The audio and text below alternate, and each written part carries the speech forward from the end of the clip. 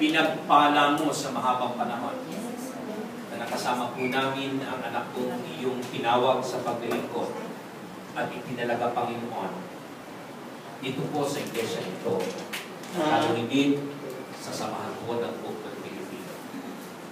Ang kanyang pong presensya, ang kanyang pong mga salita, ang kanyang pakikipag-niig at pakikisang palad sa bawat isa sa amin ay nagbibigay po sa amin ng inspirasyon at kagalakan.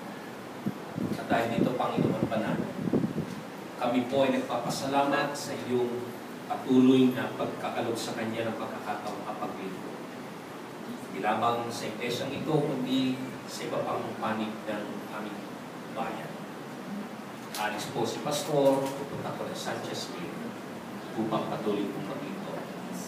Ang patuloy ay hasik ang salita ng buhay at ng kaligtasan sa mga tao kong nangangailangan, mga tao kong nasa Kanya.